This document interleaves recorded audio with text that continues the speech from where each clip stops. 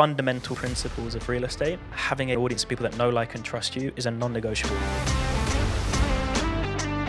This absolute weapon, Mr. Tyler Newman. I am just a huge personal development junkie. I was a very introverted and shy person. Sales really made me who I am. You have to be hungry, work 6-7 days a week. It would be a race to who could pick up the phone first if I want to raise capital. It's as simple as an Instagram story. Suddenly I've got people messaging me saying, hey Tyler, I've got £800,000 today. Have you got any opportunity? I've got a £3 million house. I've seen your content, really love it. Can you come and sell it? I underestimated the power of social media for raising capital. Professionals focus on finding the deal first, and they just know they'll find the money. Whatever stage you're at in your property journey, there is people that will invest in you. There is no shortage of capital in this world. Obsession bends reality in your favor. Yeah, if I was to kind of quick fire, I think one is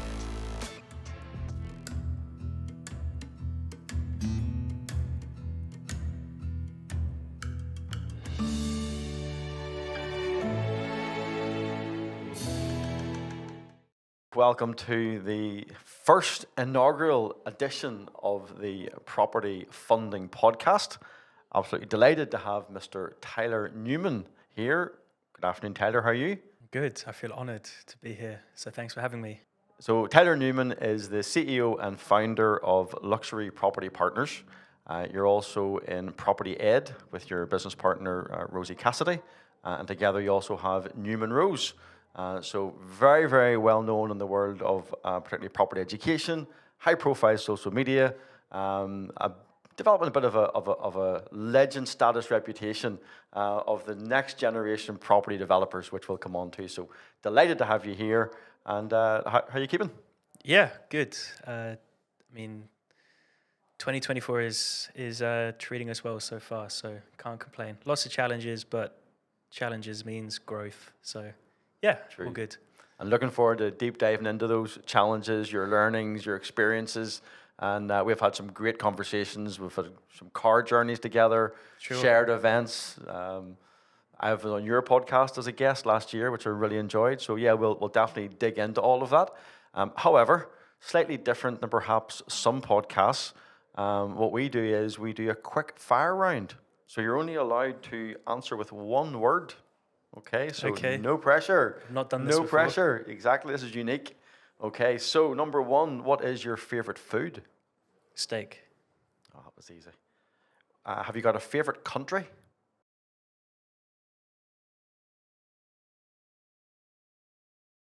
Currently, the UAE. Okay. Favorite sport? Formula One. Okay, I didn't know that about you now. Didn't know that. Dream car? Dream car. It's funny you say that. I mean, this is not a one-word answer. So I've been fortunate that I've already bought a dream car, which was a Lamborghini. But it's funny you ask this because last week, the last few days, I was just offered a V12 Lamborghini Aventador SV, and although I already did the Lambo, that was a V10, and the V12 was always a childhood dream. So I'm very tempted by that prospect. But right now, there's no real burning desire. But maybe that'll be my answer. Excellent. My youngest son Caleb is in this car, so no doubt his eyes have lit up at the mention of that car. Okay, Marmite, like it or hate it? Hate it. Oh, there we are. I don't like the word hate though, but just dislike it. Dislike. Okay, Yeah. dislike. Like or dislike. Apple or Android? Apple. Yeah, I know this one. Nah, boo, don't like that.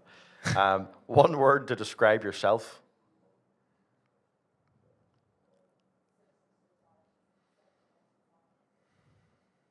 Quick fire round. First things into your mind. First one that came to mind was resilient. There we are. That's the answer. Favorite property type. So as in, house, apartment, luxury, holiday home. Any favorite type? As an investment type? No, just that you like in general or Penthouses. penthouses. Yep. Okay. And if you could own a property in one location, where would it be? I can only have one property in one location. Yeah. Where? London. Very good. Very good. Okay. That was good. Yeah, that was good. You weren't expecting that. I can see it. I can see it in your eyes. Gets the brain firing on a Tuesday That's afternoon. why we do it, to get it started. Now we can get into all that sort of stuff then. Great. So obviously we'll unpack a lot about your business life, but where did life begin for you? So where were you born? Any big memories from early years? Yeah, I mean, a very brief summary. I was very fortunate. I was born into a great family in the Midlands in a place called Rugby. Many people know Rugby for rugby school. I didn't go to rugby school, but that seems to be the most common reason people are familiar with the town. Born into an entrepreneurial family, so my dad still had an estate agency business, which he's grown in recent years, which has been amazing to see. My mum would run the letting side of the business. Went to an okay school, never really went without, but at the same time, and growing up, appreciate it now more than ever. I was never really spoiled too much, and I think that was very much intentional by my family. The one thing I am most grateful for, and I'm very vocal about this, is parents just definitely taught me the right values and character traits. And even interesting. My parents are clearing out the house recently over the Christmas period, and they found, and I remember it vividly back at the time, when I was much younger, I didn't really understand it. I'd say, I don't get this, Dad, but we'd have it stuck on the fridge at home, and it's called the Newman Family Values. And this was probably when I was, if I was to guess, 10 to 12 years old. And myself and my sister, we had to sign this almost like a contract. Like, these are the Newman family values that we live by. And there were simple things like, if you're going to get something for yourself, ask others if they'd like something as well. And my dad would always use that if I was going to maybe make some food for myself. He was, what's the family values if you're going to make some food for yourself? And he's like, okay, Dad, do you want me to cook you dinner tonight? A few different things. Like, some of the most powerful ones were every problem has a solution, and there's no such word as can't. That was a C word we weren't allowed to use in. It's like a mantra that became the family value. It's become more apparent now as I've got older how valuable those belief systems are in business and in life. So very, very fortunate to have had a lot of great guidance from that. And then, at school in, I think, year 12, year 13 it is, it seemed very much like all of my friends and the teachers, the sentiment was funnel them into university. I remember starting in sixth form, and immediately it was, right, let's get your personal statements written, let's get you booked in for open days at universities and apply for these universities. And I definitely have a mind of kind of first principles thinking. I'm questioning everything, and I was like, university, does it really make sense for me? And at this point in my life as well was when I was really, that entrepreneurial side of me was really beginning to develop. I had my first business, which was a clothing brand. Before that, as I was buying and selling things on eBay, and I decided actually university wasn't for me. I was one of the few that decided not to go in my entire year. One of the others actually was Rosie, my business partner. Right, okay. And then straight out of that, it's evolved into what I do now. Okay, and what age were you when you were doing the clothing brand? So the clothing brand, that was the first proper venture. I would have been, I think, 16 years old. So I just turned 27 a few days ago, so over 10, almost 11 years ago. And that was with a few friends. I think it was actually an initiative at the school that kind of encouraged it, but beyond that, it evolved into something, and we had to learn about all different sides of business, negotiating with suppliers and marketing and branding and building community and building out websites, and really took the lead with it. And it was a shame that I think exams got in the way and it died down, but that was the moment when I realized, okay, this is what I want to be doing. I want to have my own business. Whether it's nature or nurture, I don't know, but it was definitely that experience was like, okay, this is me. I'm comfortable. That's what I want to do. You mentioned the exams there. I was going to say 16 means you must have been around A-level, O-level, A-level. So how did you get on with exams, the results-wise? A-levels, if you're half focusing on your new business as an entrepreneur and trying to set exams, what, if you don't mind sharing, what were results, good, bad, I definitely wasn't bad at school. I made an effort. There were certain subjects which just I just didn't my brain didn't align with it. It couldn't function. History, for example, back then. More so interested now. Back then, I couldn't remember dates. I couldn't remember. I had zero interest. Same with like English, for example. But then, I think it was sixth form when I first started studying business, or maybe year 11, I think it is. Suddenly you have business studies. Yes. That just clicked. Yeah. And I felt like the smartest kid in the room. I think on one of the exams, actually, I got the highest score that the teacher had seen in his tenure at the school, Right. which I remember. But in terms of A levels, if I remember correctly, you do first set of levels the first year, which is year 12, and then year 13, I think you finish them. By that, I think I'd mentally clocked out of school. I remember that year I'd been to a few of Tony Robbins' events. He was a big influence in my life. And the summer after I left school, when your A-level results get announced and released, I was actually at a Tony Robbins event in Las Vegas, his business mastery event. And I remember getting an email saying, your A-level results, you can access them through the school portal. I didn't know what my password was for the portal. And I decided, actually, you know what? I can't even be bothered to find out. So I never opened my A-level results. At that point, I was like, they have no bearing and dictate nothing. And so even to this day, you've no idea how you got on your A levels. No idea. I think maybe my mum she was dying to have a look. I don't know how she got her hand on them, but I mean, I'm sure if I wanted to find out, I could. Yeah, you could, but it's an interesting mindset. I think what strikes me, as we get into being a successful property developer and successful in life in general, that mindset that would just say, you know what, that isn't my future. Therefore, I'm not even going to worry about the detail because it's irrelevant, and I'm moving on with my life. That takes guts. Part of it was, I think, being at that Tony Robbins event. For those that have been to a Tony Robbins event, or maybe have seen it, they'll know it is some kind of like almost a religious experience. Although it's not religious, but it's one of these where you come out of those events with so much self-belief, certainty, fired up, clarity on what you want to do. The last thing I could think about was on all that. Yeah. Well, it was interesting to me. I've never been to a live Tony Robbins event, but I'm going back into, like, I'm 53 now. I'm going back into the probably late 80s, early 90s, and I have actually got a set of cassette tapes. Yeah. It was like Power 2 or something it was called. Unlimited power. That's exactly it. And the whole thing of cassette tapes that sit, I can tell you where they are in the house. Not that I have a cassette player anymore to play them on, probably, but I remember you'd listen to those, and it was different than what you've been taught at school, which leads me on, actually. I mean, have you any views on our education system? I mean, you're now an entrepreneur, you're successful, you're kind of buying your dream cars, you're obviously traveling the world. I know you were in Dubai there recently doing stuff, so you've kind of built your entrepreneurial success. How much of school life helped prepare for that? Or how much of it could school have been a much better preparation had you been taught different things? I don't think I've got a well thought out opinion on the school system. Of course, there's definitely ways it can be improved, but it's definitely catered for the masses, and entrepreneurs, I guess, are outliers.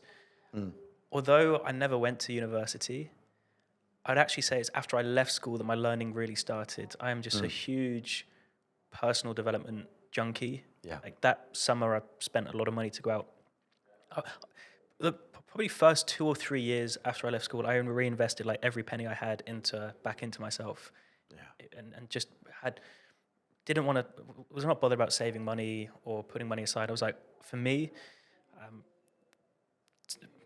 the time I'll never get back, the money will always come back. And so I'd rather spend the money and get ahead now and essentially buy time by getting into rooms and learning from people that are ahead of me. Yeah.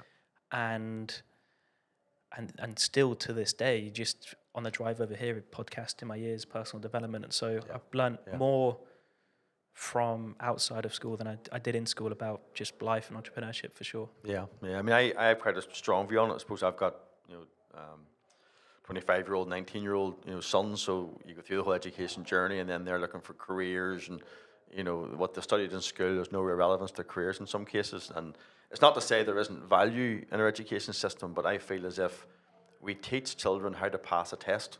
Yeah. We don't actually prepare them for life. So if people go through school, even through university, maybe get married, and they've no idea the difference between a fixed rate mortgage, variable mortgage, the whole concept of a mortgage and on property, they haven't a clue. Never been taught it.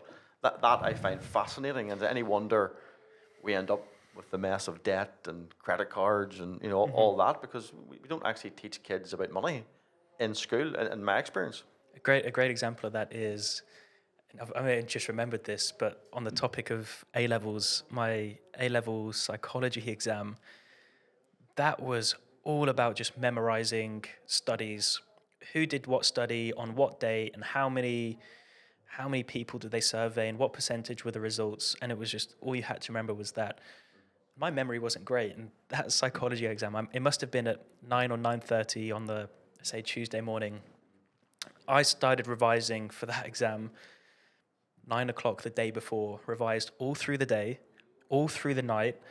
I didn't drink Red Bulls back then, but I cracked open a couple Red Bulls, rocked up to school. I remember, I didn't realize at the time as well how much tiredness has an effect on you, but I remember driving to school, almost felt like I was just delirious. Yeah.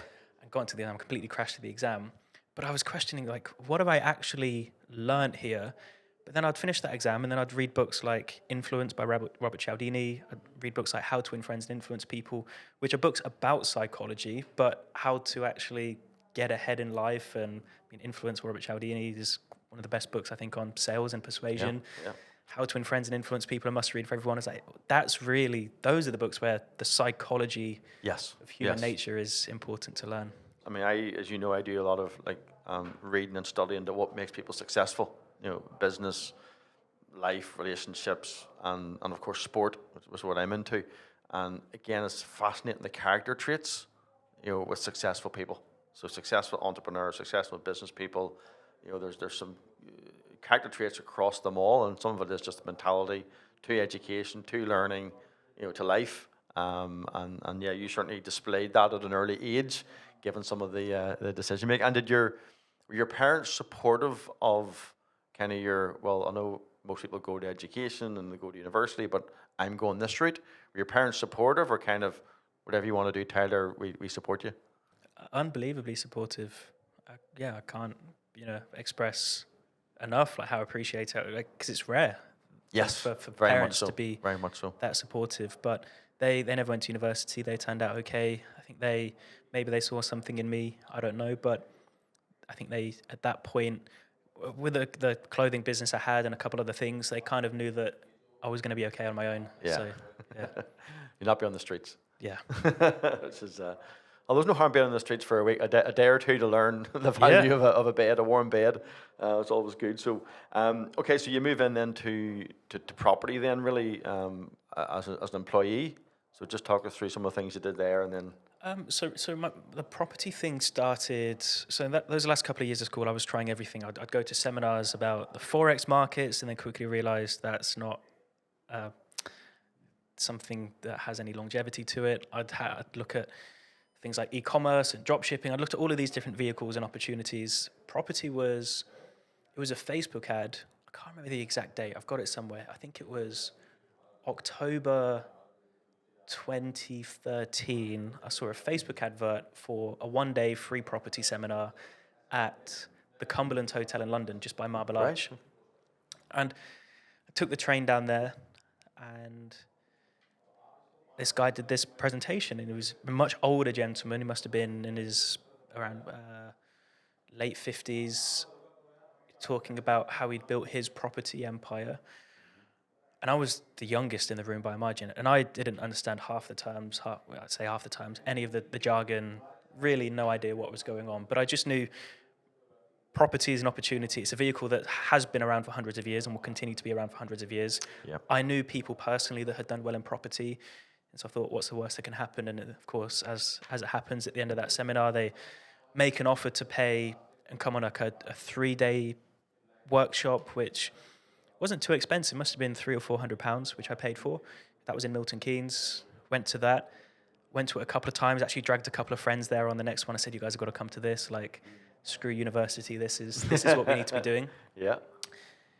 And that was even things like, the property strategy, the tactical stuff was really great. But I remember vividly one of the exercises the gentleman took me through was, he said, you need to get really, really clear on your goals. And like, what do you want life to look like? And I think, on reflection, he was definitely trained in NLP or something, but he said, what car do you want to be driving? Because I said, I'm into my cars. He said, maybe I'd love to drive a Range Rover. He said, well, what colour's the Range Rover? And I was like, black. I said, what about the interior? What about the wheels? How does it feel to drive? All of these different things. Visualization. Yeah, and made me get really clear on, obviously not just the car, but every part of my life. Yeah. And years later, like a lot of those things did come true, and a lot of things that I learned then came to fruition. So I started learning from him. When I left school, I got a job as an estate agent, but I was self-employed, commission only, so eat what you kill. And I was thrown in the office with someone else my age, 18 years old, and we just buddied up and we just went out and we just knocked the doors in the middle of winter, 9 o'clock at night when it was freezing cold, chucking it down with rain, getting doors slammed in our face. And I was a very introverted and shy person back then, but sales gets you out of your shell and made me who I am. So worked, especially if you're commission only, and you actually have to have success to eat or to get paid. That's it. That's a whole different level of performance scrutiny. You have to be hungry, and you have to just. I'd work 6-7 days a week. It would be a race to who could pick up the phone first if a call came into the office, to jump on the lead. And it taught me a lot about sales. And ring the bell in the corner of the office and all, no? There wasn't a bell, but there was same concept. Same concept. Yeah. So worked as an agent. Did that for a number of years.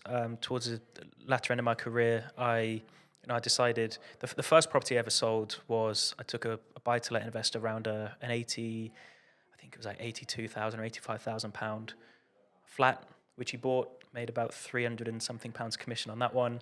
But it's the feeling of doing your first ever deal, which is no one can ever take, you can never get that feeling back of doing your first ever deal. While I was doing that, so I started there, and then towards the latter end of my career, I was thinking, well, how can I make more money? I thought, well, I can either sell more expensive houses with bigger fees and do more of those. So tried to really get into the upper quarter of the market, and bought and sold my first ever property deal, which was, I was 19 at the time. I'd saved up about £8,500, I think it was. The deposit was 8,000, or 8,000. It was an £82,500 purchase. Oh, I'm getting my numbers mixed up. 82,500, 85,000. It's on a YouTube video I've done somewhere. Deposit was 10%, and then refurbed it on credit cards, living paycheck to paycheck. I get paid at the end of the month, and then I'd pay my plasterers and my tradespeople. Took me far too long than it should have, but sold it for a tidy profit. Rolled that into more and more and more and more. And then that gives you the sort of the traction, but also the belief that you've actually made some money, done some transactions, delivered projects. And don't get me wrong, I've missed out a crucial part there, that when I bought that first property deal, there's about 18 months of failure where I was just I was trying to deal with other agents to buy a property, and offers are rejected, deals falling through, nothing, couldn't get approved for the mortgage, for credit. But I just kept going, and then once you do one, if I can do it once, I can do it again. Yeah. So that's key. Yeah, I plan at some point to do a podcast of all the mistakes I've made in property. It's a long podcast. It'll be a long podcast, maybe two or three sessions on it. So then you moved into the education first, or was it into the luxury property partners? It came first, did it, and then into the education, or no? So the timeline was, I was doing these deals, documenting on Instagram, maybe 20, 21 years old at this time, made a bit of cash, had 6 figures in the bank account, bought that Range Rover that I described, as anyone does when they're young and they get a little bit of cash, they buy a silly car. But there were then a lot of young kids people that were in a similar position to me, few years back, 17, 18 years old, leaving school, thinking I want to get into property. Tyler been following me for a couple of years. How have you done this? And I'd obviously give people advice, but also people asking like, who did you learn from? Where did you go? And back then in the property education space, 10 years ago, the people that were teaching were much older. For younger people, not as relatable, not as inspiring. So Get that. I actually hosted I booked out this boardroom in Birmingham with like 10 seats. I said, look, guys, if you want to come, 10 seats, it must be like £50 a head for the day. And I will just show you what's worked for me and what I'm doing. I'm not claiming to be anyone. I'm not claiming to be a millionaire. Just there's obviously some demand. I feel like I owe it to everyone. And so that's where that started. But it was a bit of a side hustle. I left the estate agency space, kind of fell out of love with that for a number of different reasons, and just doubled down on the investment development stuff. And at that point, Rosie, who I knew from school, she'd worked in land agency, been very successful, worked in a family business, development company, incredibly successful there. I actually represented them as an agent at one point, selling some of their new builds, so I could kind of see the size of deals that they were doing. That's how I got back in touch with Rosie. And we caught up one time and I said, I want to leave estate agency, or I've left estate agency. I really want to do some bigger deals. There's only so many of these 2 and 3 bedroom terraced houses I can put the same kitchen and bathroom into before you get really, really bored. And she said, well, funny you say that. I'm considering leaving the family business because I want to go out and do it on my own. So I said, well, I'm a big believer in just partnerships. Like, I'm very cognizant of the fact that I do not have all of the resources, all of the knowledge, but what I am quite good at is trying to identify, well, who has those different things. And so, Rosie and I decided to start Newman Rose, and I was working on a couple of deals I transitioned out of. Rosie was working on a couple of things, and then a couple of years back now, just fully went for it. Acquired the first deal in Cambridgeshire, which we funded with you guys, and working on a few other bits subject to planning as well. And then, of course, we've got the other businesses which take up a lot of our bandwidth. But the development company is very much like a boutique development company. We're not 12 hours a day involved in it. We're just trying to. This is a multi-decade play for us. We just want to do deal by deal and get it right and do well for our shareholders. Okay, no, brilliant. We'll get into probably some of the projects that you're involved in. Before we kind of leave your past and kind of what influenced you to be what you are today, I think you mentioned your father, Sean, is in the property business. So how much did that lead into your decision to get into property? Was it, I want to be like my father, here see him being successful, or was there an element of, I want to go and prove to my father that I can do what he's done? Any of those kind of motivations? I'm sure if you sat me down with a therapist and I'm not a therapist. and dived into kind of my subconscious mind, there's definitely an element of course, it was a role model and human nature to want to model that and prove something. But when I chose property, it was, so obviously my dad had the estate agency business, but property, like investment development as a vehicle, was really just something I selected on my own. And it was handy having him to ask him questions, but he's by no means a property developer. So a lot of it I just had to figure out on my own. But it was obviously having that support there, which was always crucial. But I think just having an entrepreneurial family helps, because they get it, because not everyone understands the entrepreneur mind. Yeah. No, absolutely. And it is interesting because so many people are motivated by different things, or different things have contributed to the decisions they've taken.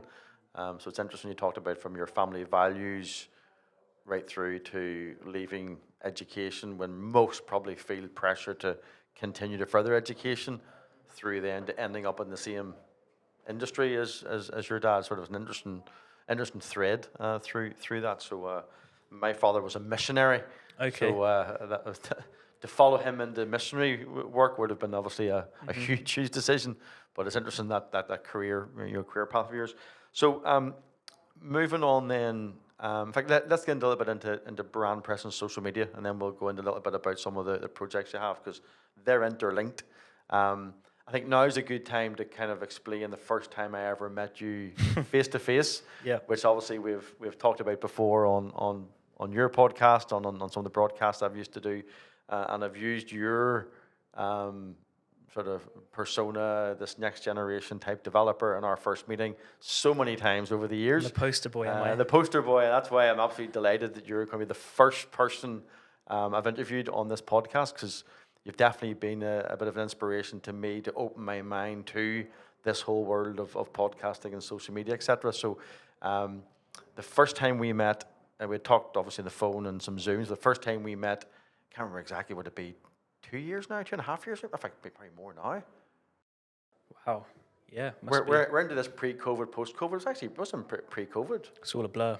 I can't remember. Anyway, it was certainly between 2 and 3 years ago. And we had met, and I'd obviously tell you were high profile on social media, etc. But I'm a little bit old school. Tend to wear a shirt to business, just my mindset, I suppose, ex-military and all the rest of it. Another interesting discussions around football teams. There was a generation that always wore shirt and tie to matches. In fact, Glasgow Rangers, up until very recently, I'm talking probably only 5-6 years ago, they had to wear suit, shirt and tie to training every single day.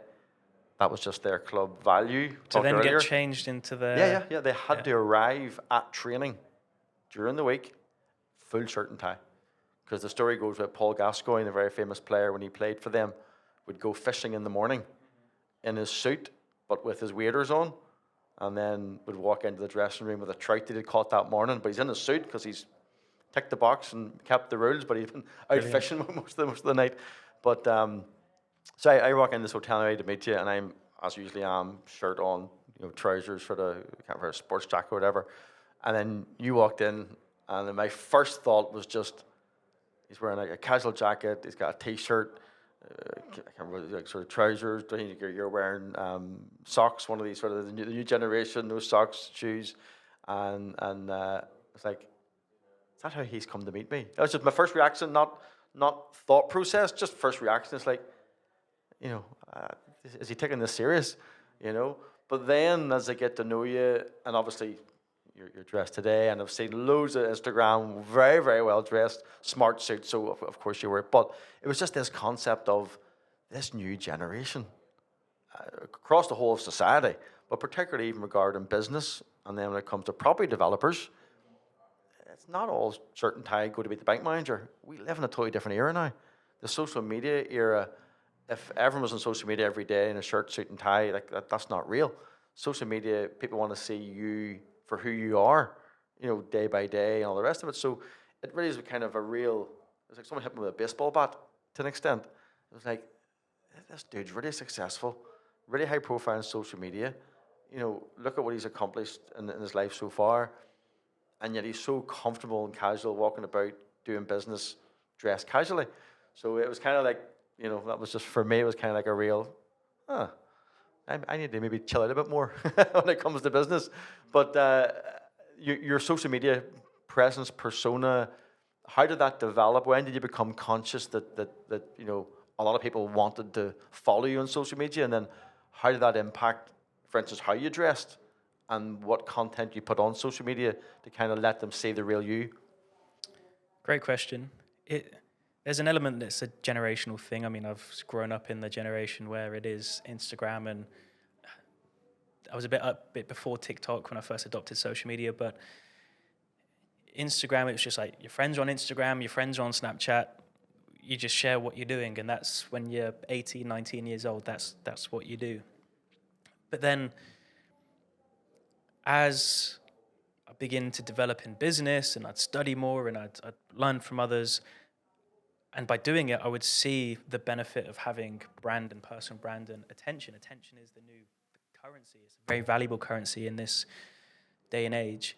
I would attend, for example, for those that know Daniel Priestley, author of Key Person of Influence, talks about personal brand, and very fortunate I would consider Daniel a personal friend who was with us in Dubai in November.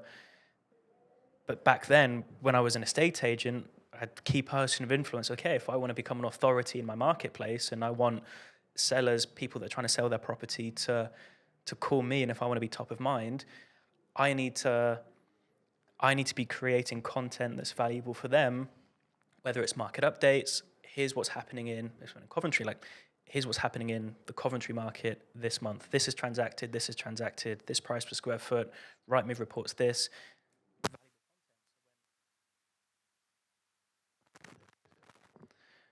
All good? So when people are thinking of selling, they think me first and they give me a call. And the more that happened, the more I realized, okay, I need to lean into this a lot more. I really need to double down. It's even more apparent in recent months. I'm part of a mastermind in the UK with a room of, I think there's 15, 20 of us, all developers of all different sizes. Some guys with £200 million plus pipelines in their 20s. I'm absolutely a small fish in that room, which are the rooms you want to be in. Yes. But a lot of them are coming to me and say, Tyler, like, talk me through the whole social media playbook, like, because they're now seeing the benefits of me that I can, if I want to raise capital, it's as simple as throwing up an Instagram story. Now, of course, I've got to be compliant, but if I make it apparent that I work with funding partners and investors and private investors, suddenly I've got people messaging me saying, hey, Tyler, I've got £800,000 liquid. I'm looking to get exposure to real estate. If you've got any opportunities we can explore. I'm like, of course. With the estate agency business I've got now, Luxury Property Partners, all of my agents are all building personal brands, are all becoming authorities in the marketplace. And they've got people messaging them saying, hey, Pierre, for example, one of our agents the other day had a client say, hey, Pierre, I've got a £3 million house. I've seen your content, really love it. Can you come and sell it? Now, for him, that's potentially a £50,000 commission. So it's, I teach, you know, I believe there's kind of fundamental first principles of real estate. And in this day and age, having a brand and personal brand and a community of people or an audience of people that know, like, and trust you is a non-negotiable. Yeah. So let's unpack that a bit, because I know we've discussed this before in our various conversations, but when you look at the world today and society in general, when you talk about the global village, and I'm old enough to kind of remember when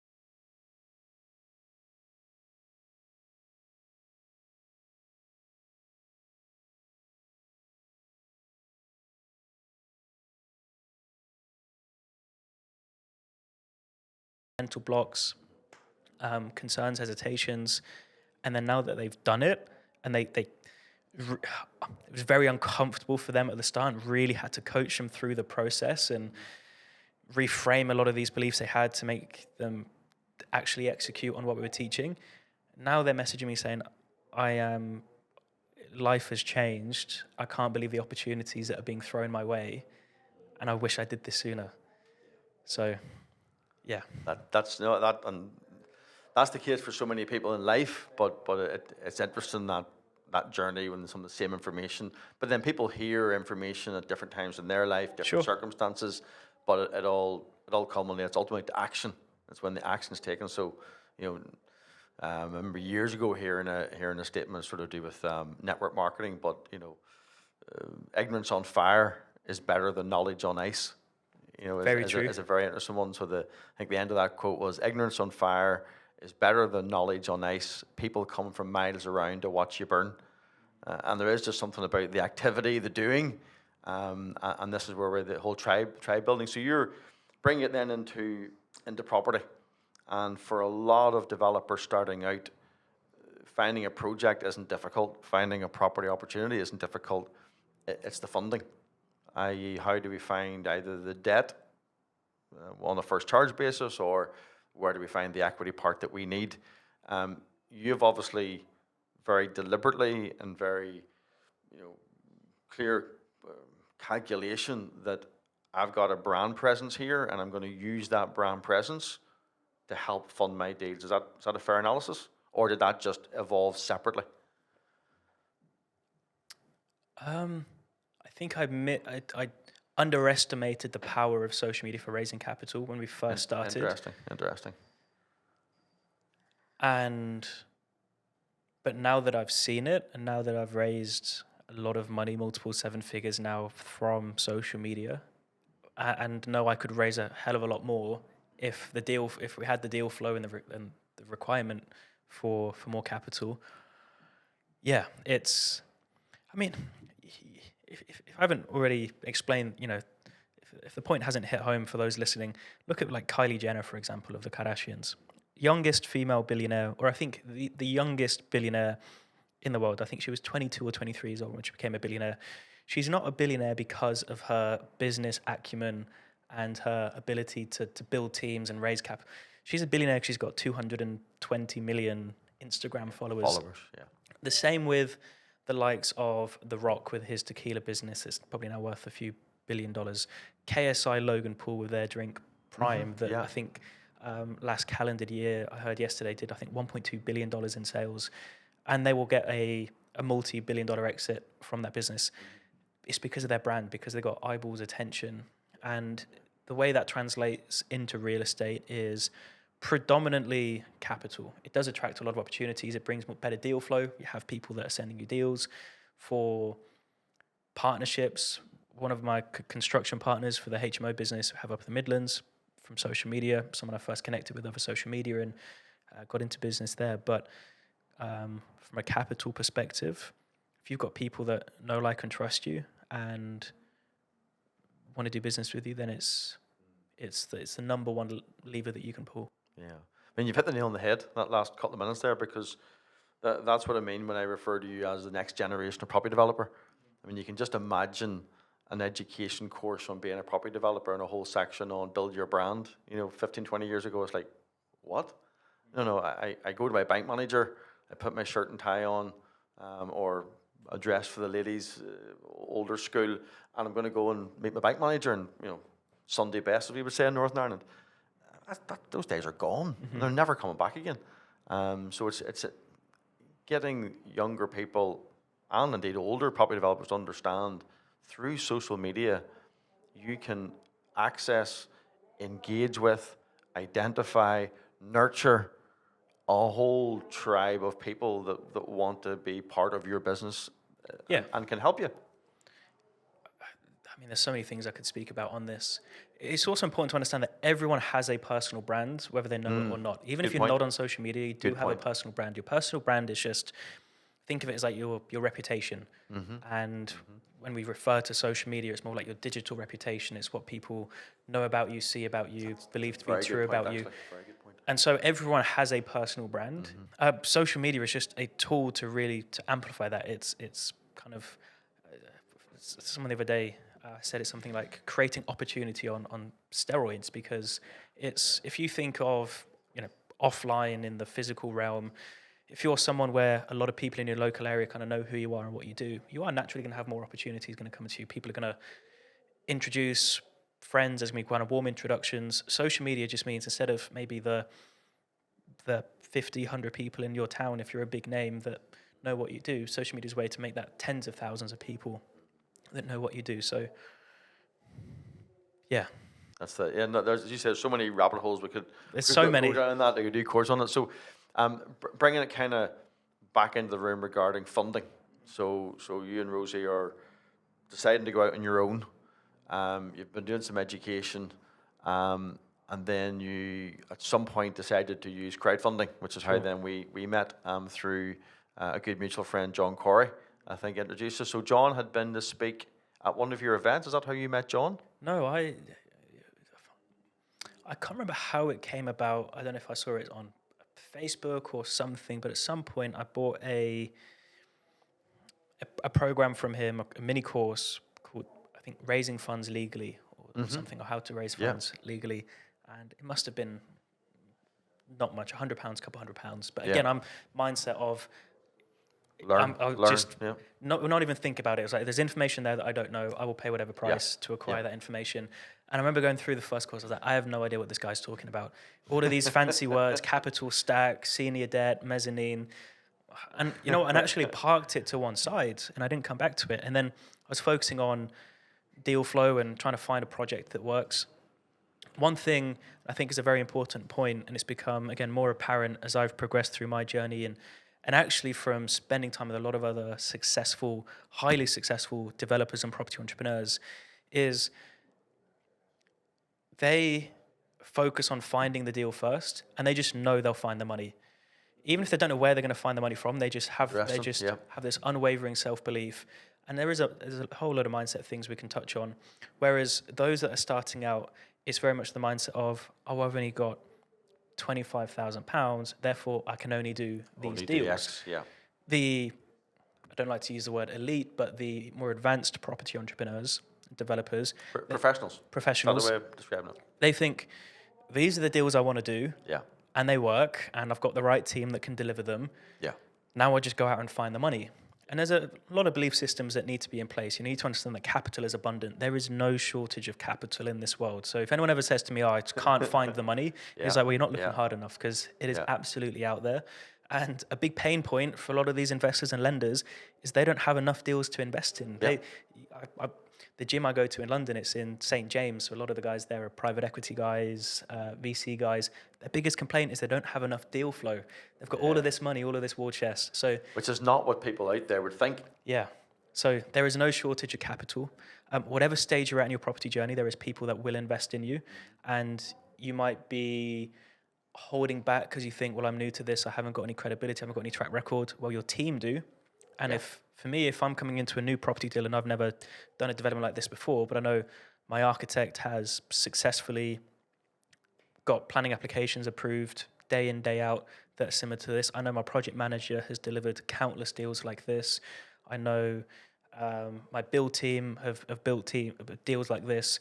It's like, I've done my job of finding the deal and finding the team that can deliver it. If an investor is coming to me to invest in me, they're not investing in me, they're investing in the deal that I found, which I can show them with objective evidence, stacks and stress test it, and I can show them that this is a team that I've got to deliver it in place. So those are the belief systems that need to be in place. So coming back to your original question, Rosie and I, we were focused on the deal flow first. Rosie and I did have very different, still do, personality types back then, but it was definitely more obvious. She was like, Tyler, how are we going to fund these deals? We're like, where's this money? These deals that you're looking at. You're like, don't worry. I'm like, I'm very much say yes, figure the rest out later, back ourselves against a wall, and we'll find the answers. And that's what we did. So through like direct to vendor letters we sent out and kind of scraping planning data, we came across this site in Cambridgeshire for 17 units. And the purchase price was, I think we agreed £910,000 it was in the end, plus probably some equity we needed on top of that. And so basically the challenge was we need to find £1 million worth of equity. I thought, well, the money's out there. At this point, I've got a little bit on social media, so I'm sure through that I could find opportunity. But I was like, well, if there's a gun to my head, I need to find £1 million. I'm confident I would find the money. she was like, okay, go on then. Extra pressure. Yeah. I was aware of the fact that there's compliance regulations around raising finance. And I thought, okay, if we are going to do this in the public eye, and if I want to dedicate the rest of my life to this property game, the last thing I want to do is screw it up on day one by damaging my reputation, because you've got one name, you live with it forever, and you've got to protect it at all costs. So I thought, well, let's do it by the book. So I reached out to John Corey.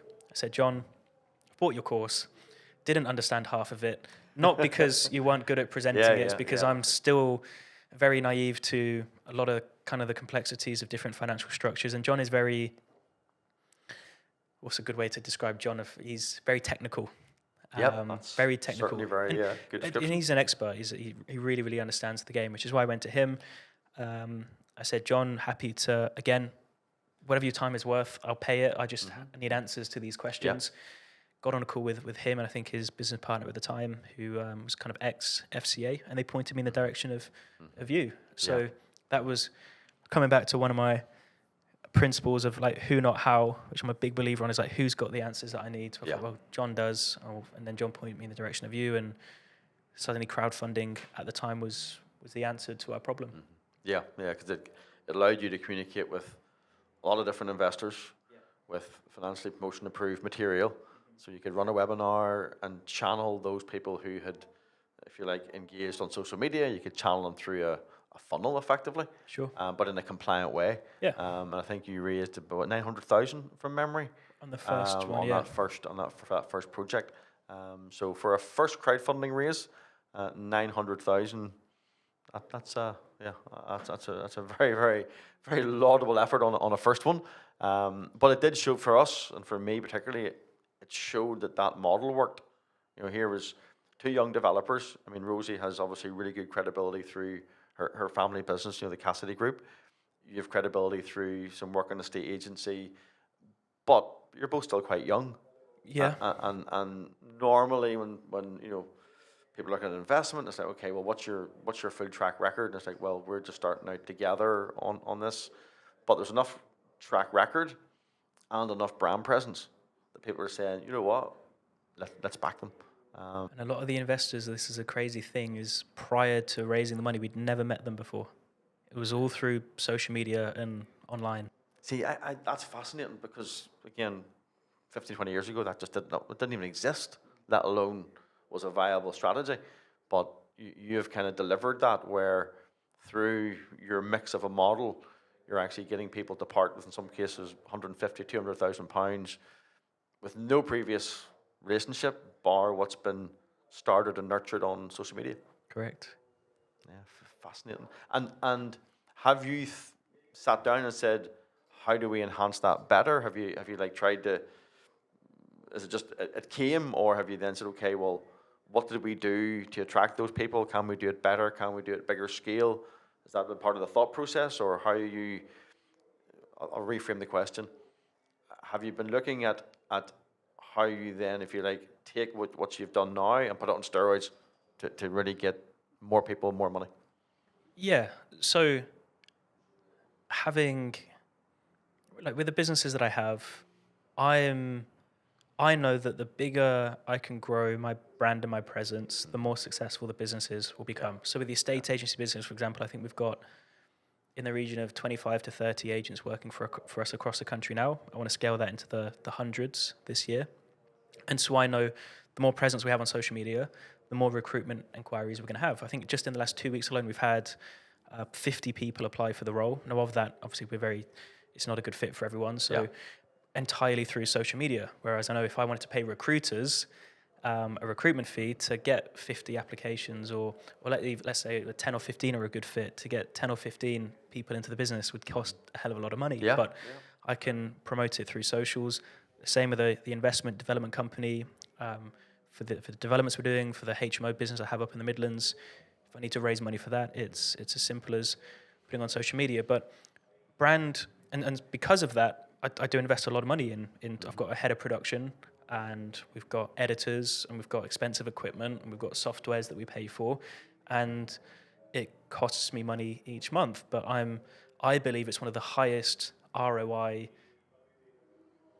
investments I've got in the entire business. Yeah. It's what I'm telling to the other guys that are in this mastermind group of developers that have got these huge payrolls for, of course, like technical team and finance and accounting team. I'm like, but guys, the money you would spend on just a videographer or an editor for the month would be one of the highest ROI hires in your whole business. Because what are our biggest complaints every month that we meet up? It's we need to raise more capital and we need more deal flow. I'm like, well, if you grow your brands, I can promise you, you'll raise money. And there's a couple of the guys in the room that are also quite savvy on social media. And I think we've really drilled the point home now. There are, like social media, there's a right way to do it. There's a wrong way to do it. I think you've got to make sure you've got, I don't consider myself by any means a big brand or a big player in the social media space. If anything, I feel like I'm a tiny fish. And maybe that's because I'm spending time with people that are on a whole other level to me. Yeah. But what I've observed from them and being around people like, so Grant Cardone, for example, I flew out to see Grant Cardone in the summer of 2022 to attend one of his events in Miami. It was like a 3-day business boot camp followed by a 2-day real estate summit. And there was a couple thousand people in the room, but I brought Rosie along with me and I said, look, we're not going there to learn what they have to say. I want to learn from what they do. And I want to observe how do they operate. Yeah.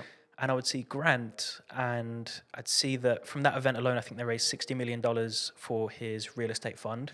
At that point, he was just closing in on like $900,000. $60 million raised from that event, and then $900 million raised in total from social media for his real estate fund. So, okay, what's Grant great at? Well, Grant is, whether you like him or not, he's great at harnessing attention. He's your Marmite, as what I mentioned earlier. he is unbelievable at harnessing attention and understands actually that in order to capture the masses, he actually needs to be more of an entertainer. Yes. And he actually needs to, he is a very, very smart guy. Yeah. And you watch him on social media, he knows if he talks about the intricate complexities of running a multi-$100 million business, that's a small audience. Yeah. If he talks about the American dream and how he's a family man and he's got his 2 daughters but having spent time a lot with these big brands, they're very, very intentional with the brand that they portray. Not in an inauthentic way, still authentic to them, but they'll put the spotlight on certain things. So Grant, for example, he understands, well, I've got my 2 daughters, which he loves and homeschools, and he puts them in the spotlight and he talks about how he loves being a father and how he loves his daughters because he knows that's going to resonate with other Americans, people around the world that are also very family orientated. He also knows that if I tell my story of when I grew up, my father died when I was young, I was a drug addict and an alcoholic, and my life was at rock bottom. But now I've turned it around. That's going to resonate with people that are also at that point, and he can help them. And various other things. He's got this great video on YouTube somewhere where he kind of actually pulls back the curtain on this. He says, these are all the things that form part of my brand that I share and articulate to the world for a reason. And not just Grant, there's so many different examples I could share, but you do have to be very intentional with what you talk about. And then your content strategy as well. You kind of have top of funnel content. How do you get more people into your ecosystem? And then you've got middle of funnel content, which is once they're in your ecosystem, how do you nurture them on a daily basis and get them to know, like, and trust you? And they have bottom of funnel content, which is kind of that conversion content. Is how do you actually get people to raise their hand and say they want to do business with you? Yeah. So, for example, this podcast for you can be more top of funnel content, but it's also nurture content. So if someone's listening to us babble away for an hour or 90 minutes, at the end of the podcast, they might feel like they know us a little bit better. Yes. It's in some ways, you say, pulling back the curtain a little bit. When you're talking about the importance of a videographer and an editor, I didn't even have to look to my right, but I'm sure Todd had a big smile on his face about the importance of videographers.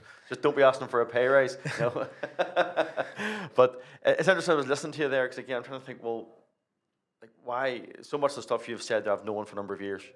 And I'm like, I think what I kept bumped up against was, for instance, you're one of the first people that I sort of started to do business with that had someone follow them around with a video camera.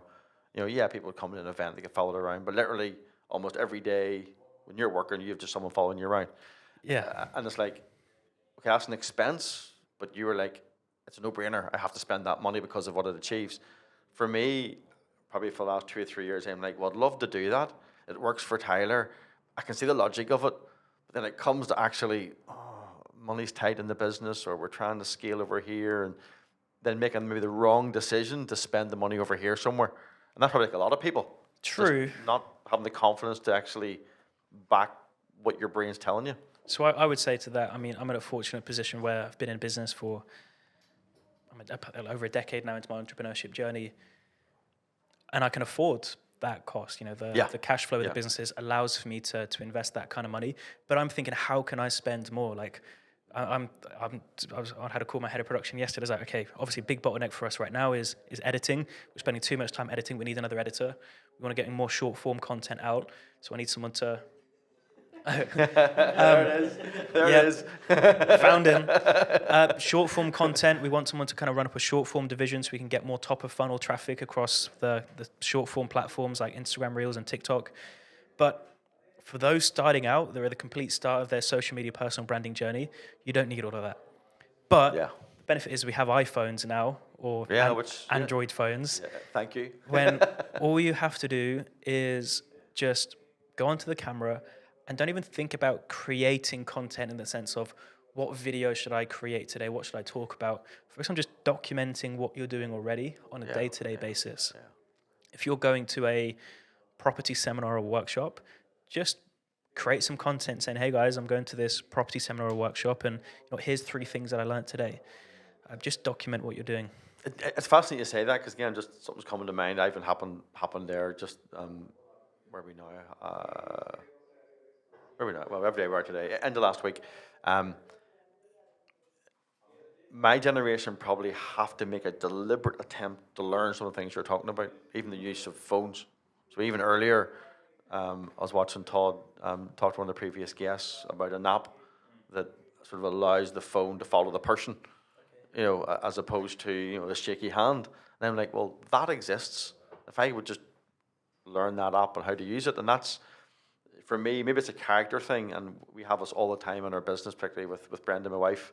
So we're registering an expenses card to a new business account, and of course it involves going on to an app and using a scan Q code and taking a number, just a number of steps. And I'm like, I don't have time for this. I'm just too busy. I don't want to do this. And she'd be like, but David, you have to slow down and learn this. And I'm like, no. There's no way Elon Musk does all of this. Someone just hands him a phone with the app already on it, and then he can just use it. And I'm thinking, actually, no, Elon Musk probably would go and learn how to do it. So I think probably a challenge I have personally, and probably a lot of people in my generation, is because it's new to them, the whole technology, we actually do have to purposely set time aside to learn how social media works, how you upload content, how you use filters. And then when it comes to even like videoing, what the capabilities that are on iPhones now, as you say, and smartphones, it's phenomenal what you can do with them. If it's not just press anymore, there's so much you can do. But unless you learn how to use those, then you won't get the benefit of it. You'll get left behind. Yeah, so that's, which is where probably a lot of people are, and in many respects. I might lose people here, and this is where it gets... First of all, there's no excuse for not learning, because there is, if you don't know, and if you've got kids, your kids will know. If they don't know, go on YouTube. And all you need to do is iPhone. For example, some other agents that are just starting out, I tell them, right, here's what you need to buy. You need to buy a Rode wireless microphone, which plugs into, you have a lapel mic that's got the receiver, and then, it's just a wireless microphone, plugs into the bottom of the phone, so you've got good audio. There's a DJI gimbal, which isn't much. I want to say maybe it's £100, which stabilizes the phone if you've got someone recording you.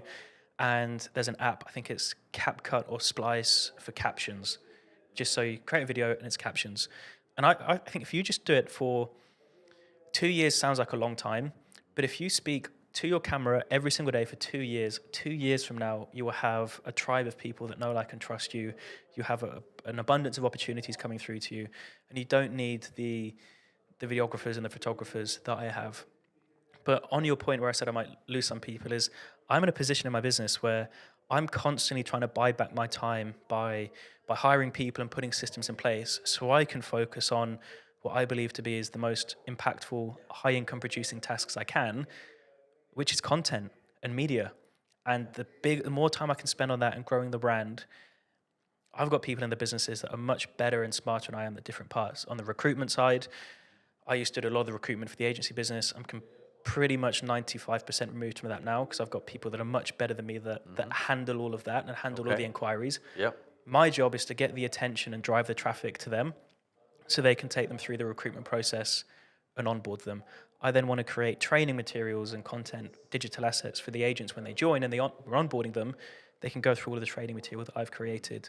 So I believe that the only two things that I should be doing is creating content and media, and then just checking in on the team with team calls, senior leadership meetings, and making sure, being the conductor at the front of the orchestra. No, that's a good way of putting it.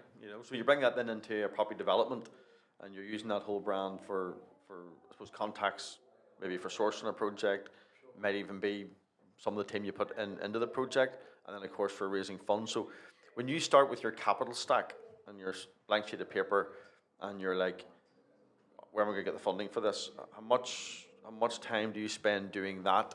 And does that dictate what route you then go in terms of your debt and equity? Well, see, don't get me wrong as well. I spend a lot of time in the business. I'm not at a point now where I'm just spending time on media. So we are still very much involved in different parts. But when it comes to funding a deal, I've got, see, first thing is a senior debt. So famous quote from John Corey. I say famous quote, but something that the first time he said it stuck in my head. And he said, rarely is access to debt the problem. Yep. So if you've got a good deal that stacks, there is likely a lender out there, commercial lender, where there's got these huge balance sheets. They're in the business of lending money. And so you need to understand what terms they'll offer you. And the terms they'll offer you will depend on the deal, on you, on your experience. So once you then know what you can get on the debt, then there's going to be an equity requirement. In this day and age, it's extremely rare you're going to get 100% funding from a bank, unless you have got an amazing deal and you've got a pristine 10-year track record in developments. But even then, they're going to want to see some equity in the deal.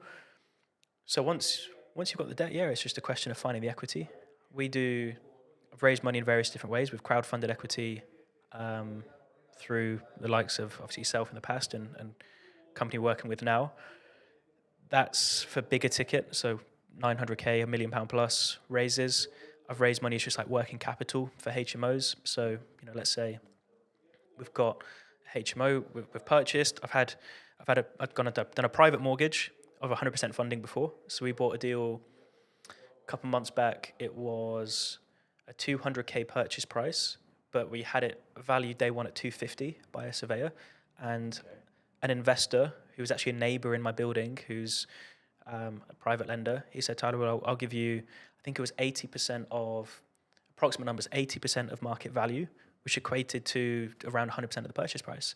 So he gave us money for that on a first charge, of course, at 1% a month. So private mortgages, raised money with working capital, which if I just need for a refurb, 50K, throw an Instagram story up saying, hey, if you've got money you want to put to work, give us a call. And I'll say, we'll jump on a call. That is positioned as, I have a business, you are lending me money into my business for 12 months. Be careful with how you word it. And they're like, Tyler, I trust you. You got your reputation on the line. The terms sound good. Here's 50K. And I'll say, well, here's the interest, and we'll pay you back at the end of 12 months. So raise money in all different ways for different businesses. But we start with a debt and then work down from there. Yeah, okay. In terms then of, have you ever looked at a deal and thought, I can't find the money for that, so I'm not going to go for it? Or I know you said earlier about the mentality was, we go for the deal and we'll find the money, but have you ever had a glass ceiling on that, or you're comfortable with kind of the level you're currently, the deals you're doing? Because you're clearly, I think we'll come into this, you've been to Dubai a couple of times. Sure. You're clearly, ambitious. I was fortunate to be in the Burj Khalifa a couple of times, and a guy I was working for had asked me to go and try and buy him an apartment, and we went and did all the DD on it. So, I mean, have you got a vision of like, I want to build a tower in Dubai? Is that something that's kind of in your mind, or you're like, you're happy with what you're doing now? There is that side of me which would love in the future to acquire and develop what some are called trophy assets. Yeah. Whatever that looks like in super prime locations. I don't really have that vision over like a particular skyscraper somewhere, but I'm sure inevitably at some point that's the kind of deals that we transition into. The goal is to keep playing the game. The trading business, the estate agent business is the 10-year plus play there to build a business that's worth something. I don't really take much cash off the table, pay myself a bit of an income, but a lot of it gets reinvested back into the development of the agents and the team. The investment development company, the property development investments, that's more of like a personal investment vehicle that I just want to grow for the next 5 decades maybe. So whatever that turns into, we'll see. But take it as it comes. Readjust the goals as you go along. Although I do love the idea of hotels, and everyone tells me like, why on earth would you want to go into hotels? Tough gig. Yeah, tough gig. But personally, I think it's a perfect intersect of real estate plus brand plus business operations. And I love real estate. I love marketing, branding, and I love the operational side of business. So if you get it right, great. You could add in there crowdfunding, crowdsourcing, because people can buy a room. Yeah, timeshare style can invest in a room type, an interesting way of raising capital. So if you need to raise, 15 million, you're not having to try and raise 15 million. It's like, well, there's 160 sort of segments, if you like, or rooms, or which leads into actually to tokenization. Okay. Like a hotel deal like that is obviously lends itself very nicely into tokenization. So being someone who's always looking to learn and all the rest of it, have you looked much into the whole concept of blockchain tokenization? Is it tangible yet? Yeah. Is it still too far away, or what's your thoughts? I'm probably can't provide a fully educated response on it. I mean, I've invested in crypto. I've had exposure to Web3 and crypto assets, and I've had a few people try and make and present a case to me for tokenization, but it's never been a compelling case. There's always been like gaps, and I'm like, what do the FCA think about this? Yeah, and that's a big gap. I mean, so until the FCA really give it the thumbs up, I think it's just always going to be pigeonholed. But I don't think there's much difference between tokenization and crowdfunding. Like crowdfunding is essentially tokenization, but it's in the form of share certificates. Yeah, correct. Absolutely. The only limitation with kind of crowdfunding and share certificates is there's not much liquidity for like a secondary market. Yeah. So if people have crowdfunding, got into a deal, they want to exit early, it's very hard to find someone to buy that from you. But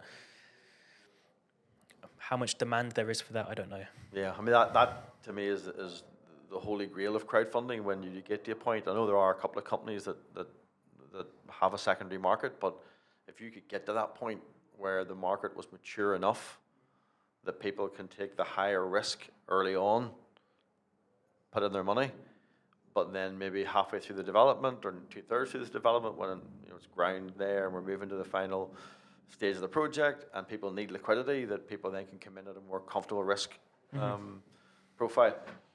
I think that's the future. I really do when we get there. But the regulation, I mean, would I want the example I think I've used before, and it kind of is a great explanation as to why there are certain restrictions in place for only sophisticated investors and high net worth individuals can invest in these kind of speculative projects.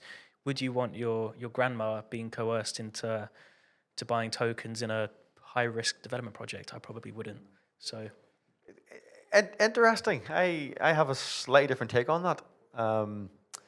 I can recall being in a actually one of John Corey's events. It was a Property Fortress event, and he had a guest speaker along who was big into compliance, ex-FCA person, maybe even the same person you were mentioning earlier was John's friend. So it definitely was him. That's how I got to know him. But he was obviously towing the party line of how important it is that we have regulation, and important it is that we, Mrs. Smith, can't go and put all our money on a high-risk investment. My only pushback to that is, if we're looking across the market of what people can do with their money, investment in bricks and mortar, while absolutely is a high-risk investment, of course it is, but it's still tangible. I mean, you can drive by a property if you invest in it and you can touch it. There's something, I think, that is missed when it comes to property, that it is a tangible asset versus an intangible asset. But here's my point, and I said to him on the night in front of about 100 people, I don't think he was too happy, but it was like, why, if Mrs. Smith wants to invest £10 in a crowdfunding company project, there's all this regulation and disclaimers and risk warnings, and you feel you have to police that. But Mrs. Smith could go down and put her life savings on the 255 at Newmarket, and you don't care. I mean, where's the comparable in that? It's a fair point. You would assume people know when they're gambling, for example.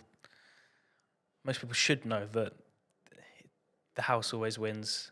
They're not promised any returns. Yeah. So, yeah, it's blurred lines. But I mean, the regulations are there. I think it should be a guideline. More of a restriction. It's important to have them. Don't misunderstand me. It's important to have them, but there's sometimes just like an over scrutiny. I think if it's a certain amount of money, absolutely, get the disclaimers in, get the risk warnings in.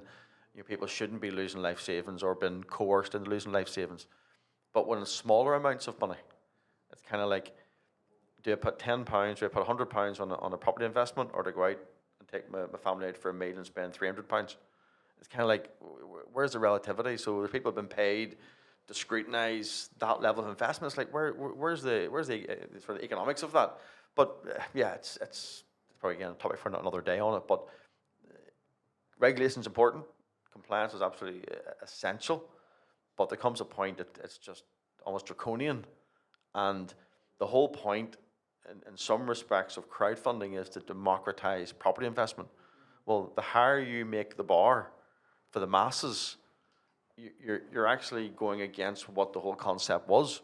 I think with crowdfunding, it's fine because the deal's been vetted, and I've been through the crowdfunding process a couple of times, and I know how much information you guys want to see, and it's similar to the banks. Before they release their tranches of millions of pounds, they've had their very smart analysts with their finance degrees go through everything with a fine-tooth comb, because the banks never want to lose, and crowdfunding companies are there for many reasons, but one being is to protect investors and making sure the deal they are investing in is a vetted deal. So I think that's fine. Up to a certain standard, yeah, for sure. Yeah. No, that's interesting. So your crowdfunding experience, do you want to just even summarize that? Did you find it more difficult than you expected? Did you get kind of the results you wanted? What was your overall experience? I would say a big misconception is you cannot depend on these crowdfunding companies to bring all of the equity. And I think that is a bit of a misconception. People think, if I bring my deal to XYZ crowdfunding company, I'll be able to get it funded. It's like, no, you still have a responsibility as a property entrepreneur to be going out raising capital. It's just the crowdfunding company is a vehicle that allows you to do that compliantly and pool capital together, which maybe you otherwise wouldn't. There's a lot of work you need to do upfront with documentation for everything, which is probably one thing I'm a little bit slow at. But fair at this end of the day, it's nothing that the banks don't want to see anyway. So if you're going through that process with the banks for your bridging development finance, they're going to want to see every financial model and piece of paperwork to support everything you've shown them. So is a crowdfunding company, and rightly so, because they're there to vet the deal. And beyond that, I think a real positive side of it is investors invest with an element of a bit more confidence, knowing that you've done it properly through a crowdfunding. They respect the fact that, okay, this is someone that's doing it by the book. If it's been vetted by this crowdfunding company, then that's a nice vote of confidence for me and gives me more confidence to part with capital. And it also encourages me as a fundraiser and operator to kind of make sure I'm operating at a standard that's good enough as well, because investor updates need to get sent out, and they're prompted and vetted, and it's almost like a third partner that's there to assist with the funding and also just managing investors and raising capital. It's it's a process. There's a lot of ongoing conversations. There's a lot of people to keep happy. Yep. So it is nice to have someone that kind of hold your hand through it. So yeah, it's been for sure a positive experience. It's almost like a specialist function within the development model that the person that's kind of not only involved in sourcing the funding and obviously supplying the information required, but then the hand holding through the process, and even post that, staying in touch with the investors, updating them, making sure that they're fully, that point, they're shareholders. So, how you nurture them, I remember a stat I heard, maybe came from John Corey or whoever it came from initially, but I first saw property crowdfunding in about 2016. Okay. But a stat I was given was that when someone invests their first investment in crowdfunding, within 2 years, they will invest 20 times their first investment. Wow. That journey of, well, I'll try it out, I'll dip my toe in the water. For some people, that's £100. For some, it's £1,000. For some, it's £10,000. For some, it's £100,000. But if they are get a good experience, and the developer delivers the project, and everything falls into place, all things being equal, well, the next time around, they'll invest maybe twice that or 3 times that. And that's the secret. That's the journey of crowdfunding. Great point. Sorry, one thing you've reminded me of, which I want to add to my previous answer as well, is crowdfunding allows you to raise higher tickets, more money, because one of the reasons, aside from the compliance aspect, that we originally went down the crowdfunding route is, let's say we need to raise £1 million. In my mind back then, based on the conversations I'd had, the discovery I'd done with our audience, was it's more likely we're going to find 4 people that have 250,000 than we're going to find 1 person that has £1 million. Yes. And so for someone that, let's say you want to raise £1 million, might be more likely you can find 5 to 10 people that will invest smaller amounts than one big joint venture partner. Yeah. Don't get me wrong. I think my preference would be to just have one joint venture partner on each deal. Yeah. But you don't always have that privilege. So yeah, and the risk with that is after 4, 5, 6 months of preparing that one investor, circumstances beyond their control, health, accident, or they just change their mind, or when they're out and you don't have anyone else in their place, then the project's in big trouble. We've had it. We had a joint venture partner lined up for 1.4 million on a project, and then had a sudden health implication, and then took a step back. Said, guys, I need to focus on my health. I can't part with the capital right now. Gone. So yeah. So that's the other that's the other side of it. It's great when that one person comes to the table, fantastic. But it's just the risk reward side of it. So as we move towards a wrap up here, it would probably be amiss of us not to talk about some of the challenges in property. Of course, you've had some tremendous successes. I've been in property since 2000, so that's like 23 years now. So made mistakes, had deals go wrong, but also made a lot of good money in that time. So what are some of the mistakes, or whether mistakes, sometimes the word mistake's the wrong word, bad decisions that had consequences is a more technical way of saying mistake, or just been stupid, one of the two. Where do we start? I mean, how much time have we got? So I think it's like inevitable in both property and business, you are going to come across problems and challenges, and there are highs and lows, and you are only as good as your ability to solve problems in business. I think it is one of the most valuable character traits you can have is being solution focused, a problem solver, and being resourceful. All of those kind of form part of this ability to just overcome obstacles. And so if anyone's in the property space, you need to understand that you're never going to have the resources you need. Your ultimate resource is resourcefulness, and you need to understand you need to be great at being able to go out to people, speak to people, make things happen, and harness resources. Problems, they are inevitable, and you can either focus on the problem or you can focus on solutions. A belief system I have that served me really, really well is that every problem has at least 3 solutions. And I believe that. And so every time I come across a problem, my default is, well, what are the 3 solutions to this? Excellent. I like and that. If you ask yourself to come up with 3 solutions, you will find 3 solutions. And then there's always going to be one that's the preferred solution. Yeah. You go for that. I mean, on the way here, actually, I was on a call with Rosie, and we've got some finance that went to credit committee yesterday. we've had some pushback from them, and they've said, we don't like this, we don't like this. And so the call is, well, what are all the different solutions to this? And if you force yourself to come up with the solutions, you'll come up with them. Problems and challenges we've faced. We've hired professional teams that just weren't up to standard. And now that I've hired not just like professional team, but employees and people across different companies, now I've really had to raise my standard of who we hire and really vet people and really make sure they're going to be, if you're getting into a big deal with them, and especially in development, and you're going to be spending an 18-month, 24-month program with them, you really need to know from the get-go that they can perform. Yeah. And so they hold themselves to the same standard that you hold yourself to. Good communication.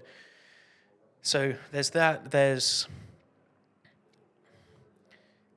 capital for sure. You just, until the money is in the bank,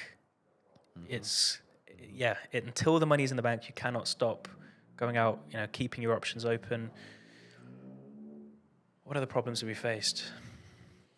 Was there any specifically over COVID? Like, was there material costs going up? Was there planning delays? Was there hiring the right staff in terms of labor? Did that all impact? So not that it was your mistake or your fault, but just the circumstances of the market created a problem for you.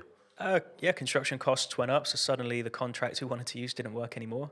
So it's okay, maybe a main contractor is going to be too expensive, and we need to work with, we need to go down a different route. And that's when, again, my default is who, not how. I was like, well, who can we speak to that can potentially help us here? And came across a construction consultancy that said, we'll go down more of like a CM route where you've got a kind of like a hybrid construction manager, EA, that we kind of place inside your business where you're not having to be subcontract everything and manage all of that. We'll kind of do some of it, but at the same time, you're not having to pay. It's like a $700K savings. Okay, that's one solution. I had to look at a different exit for some of our affordable houses. So it's just finding solutions, finding people that have the answers. Other than that, it's just every day you're putting out fires. You wake up every morning like, right, what fires am I going to have to put out today? Yeah. So in terms of every morning, as that leads on nicely, you're obviously a busy person. Sure. You talked earlier, which again is a brilliant mindset to have, about buying back your time. I mean, that's when you're talking to someone who understands business and understands the value of time. It's the one thing that we can never get back again. So the more you can do, either doing the things you want to do, whether business or not business is irrelevant, or knowing that you're doing the things that are most productive for the company, and therefore for the people that you employ, they want you to be doing what's best for the business. So whatever the scenario is, that is key. So how does Tyler Newman arrange his day in terms of, I know when I'm productive, I need some time for myself, I've got to make sure I look after me.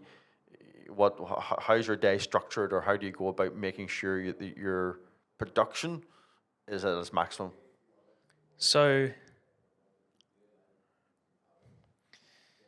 if you want to go right from the start, I'm huge on sleep. So for the last 4 years, I've worn an Aura ring, which got quite popular recently, which tracks your sleep. Okay. It's a ring that has like a biometric scanner in, and it links to an app on your phone, and it gives you your kind of sleep score, which is based on your resting heart rate, your body temperature, your HRV, how much REM sleep, deep sleep, when you went to bed, when you woke up. Doing that for 4 years, I mean, within the first few months, you begin to quickly see what variables affect your sleep more than others.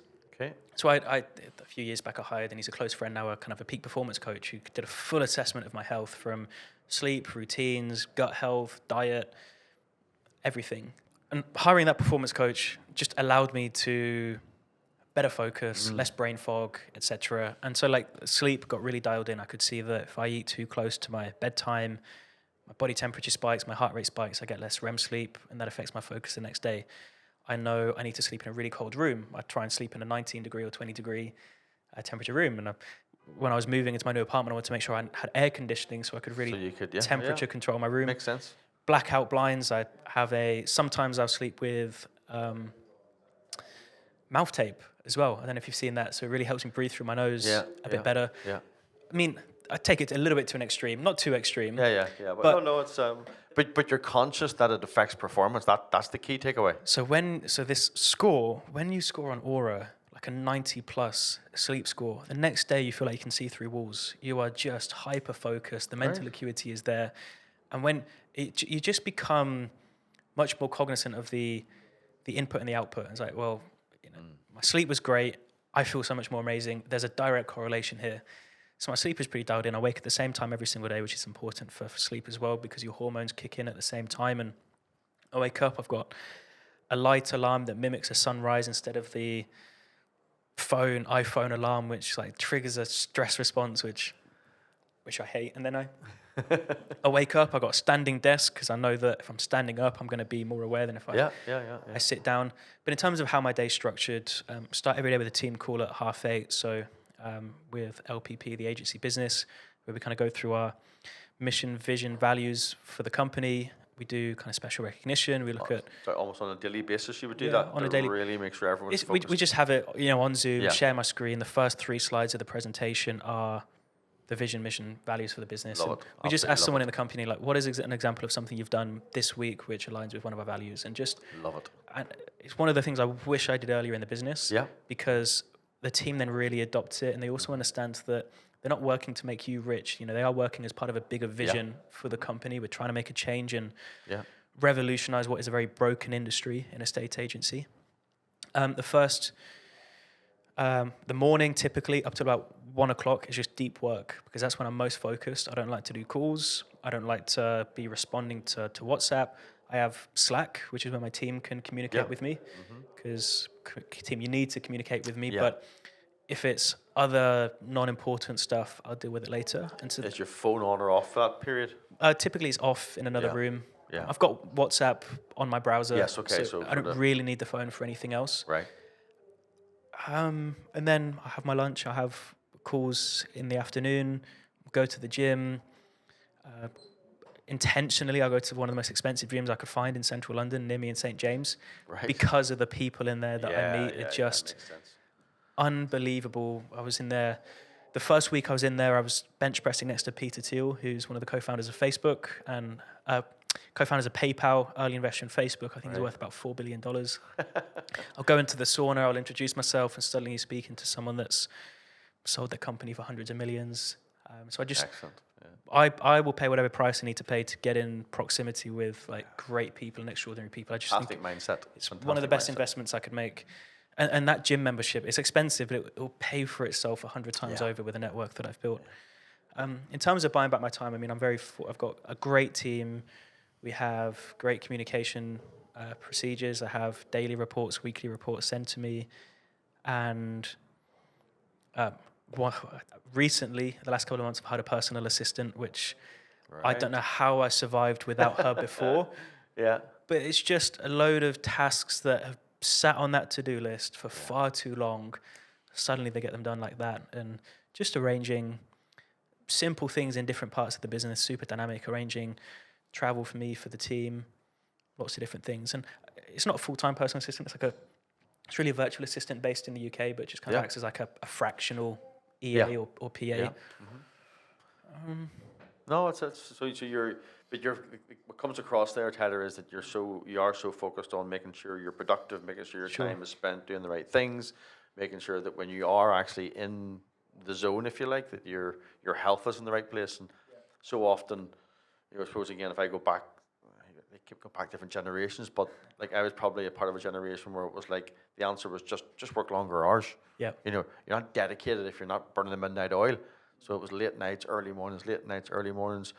Very little thought given to the impact on health, family, relationships. It was like, be the entrepreneur, pay the price to be the entrepreneur. That mindset's different. That mindset's now is to be the best you can be, then you can't burn the midnight oil. You've got to look after yourself. You've got to think of health. And it's changed. This is where I have a bit of I think it's a controversial opinion, but I don't believe in burnout. I don't think burnout comes from working too hard. I think burnout comes from sacrificing your health. Yeah. And so I'm happy working from the moment I wake up, 7:30, 8 o'clock until 9, 10 o'clock at night. As long as I'm getting my 8 hours of sleep, I've eaten a good diet, and I've been to the gym. I think the burnout and sometimes I will get sick, people say, oh, you're working too hard. Like, it's not I'm working too hard. It's probably I've just come back from traveling when my diet went out the door. I wasn't training. Yeah. And that. So I think as long as you're not compromising on those non-negotiables, then, you know, you can put up with the work. The other thing is, I don't so much believe in, I'm not at a place in my life where I need to believe in balance. I don't have any dependents.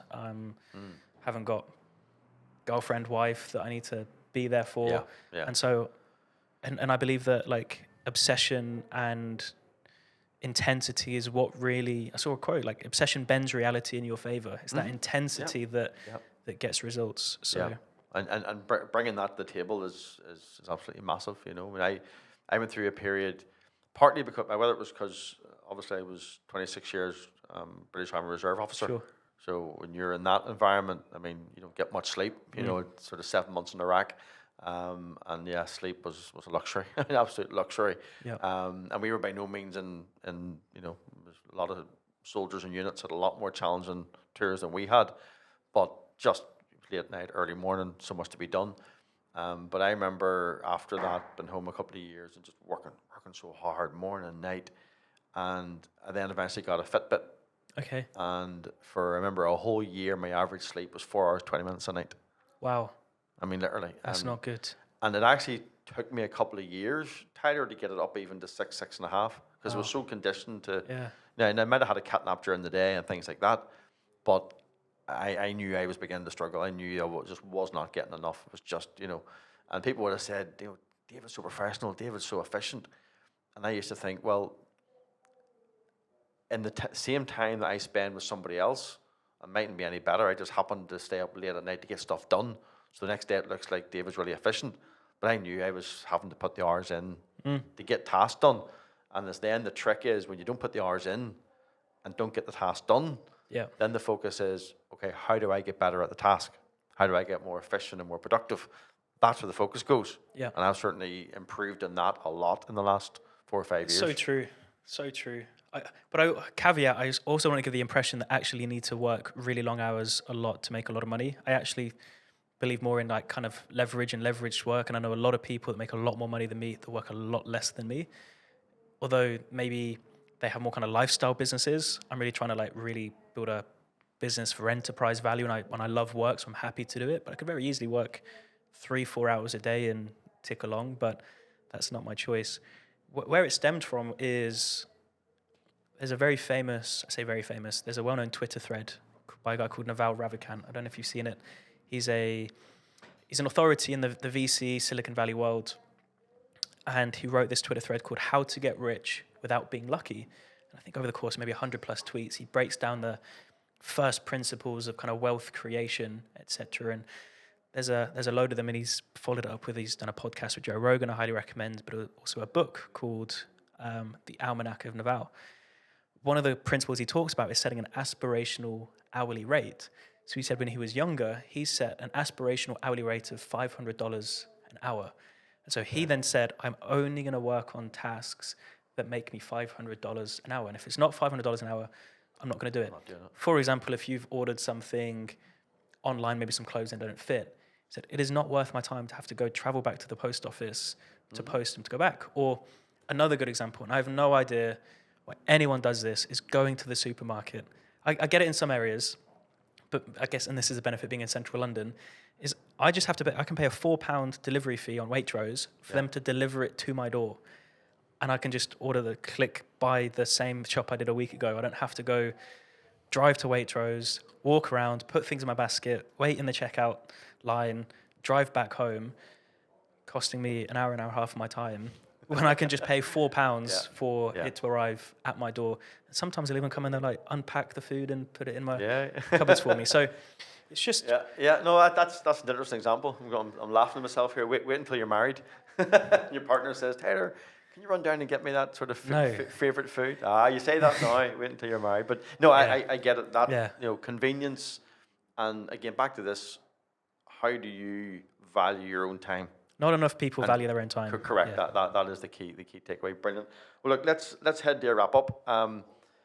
In terms then of sort of some takeaways. So the property funding podcast. A lot of our listeners are starting out on their property journey, for many of them, it's to look at someone like you and some other guests and go like, oh, I wish I could be like that someday. Others perhaps have just had some bad experiences in some of their projects. Any sort of key takeaways? I know you've given a lot during the podcast, but what as like a summary to a younger, it's that age-old question. If you're talking to yourself 3 or 4 or 5 years ago, what advice would you give yourself? Yeah, if I was to kind of quick fire, I think one is find people that have the results you want and pay whatever price you can to get in proximity with them, because they allow you to get the lessons without the scars. You can try and figure it out on your own and make all the costly mistakes and cost a lot of time, or you can find someone that's done it and get the cheat codes, essentially. It's what I did, it's what I've done in everything that I do. As soon as I decide I want to do something, the first thing I think of, well, who's done it and how can I get in proximity with them and learn from them? Second thing is, obviously, if you can find great deals, everything else falls into place in property. And finding great deals is a function of frequency and volume. What I mean by that is you've just got to look at a lot of deals and you've got to follow up a lot of times. So frequency and follow up and volume in the amount of deals that you look at. If you're working with agents, the more viewings you can do, the better. If you're doing direct to vendor stuff, the more letters you can send. Alex Hormozy says that violence is the answer. You just have to just be violent with it and and go for that. Build a brand. A lot of people think, oh, I will start creating content when this, when that. It's all bullshit excuses. And there's probably a story you're telling yourself as to why you can't do it or shouldn't do it now. You just need to acknowledge the fact that whatever you're telling yourself isn't true and you should be doing it now and you can do it now. You might be thinking, well, what value have I got to share with the world, or what can I do? Well, just think about who can I collaborate with that has them value, that maybe I can just be a vehicle and a medium to share that value with some people on the internet. Or what advice would I give to my 18-year-old self or 16-year-old self, and document what you're learning and think about talking back to that person, because you might only be at level 3 out of 10 in your journey, but there's still people at level 2 and level 1 that can still benefit from your value. Yeah. And then who, not how. I said it a couple of times. Whenever you're faced with problems, whenever you're faced with a challenge, whenever you want to do something, instead of trying to figure out how, just find people that have the answers. Team, people online, whatever it takes. People have the answers. So that's probably it, to be fair. They're the main ones. Some real nuggets in that. Yeah. Definitely some real nuggets in that. So one thing we've talked a lot about is time and the value of time. And I really do appreciate that you've taken the time to come here and be the first guest on the Property Funding Podcast. I said at the start, you're definitely someone that has sort of kickstarted me down this journey. And sort of an inspiration when I follow you. In fact, I got literally about an hour ago, one of my investor friends sent me through a link. It must be your latest podcast. Okay. So I think you're starting off in a car, driving along in a car on your way to meet whoever you were going. Yeah. So so listen, I listened to all your stuff. So it's brilliant that we do a bit of business together. For sure. And I always love just your journey. So listen, I really appreciate everything. All right, and look forward to a successful journey in the future. Yeah, likewise. Thanks, David. Thanks very much.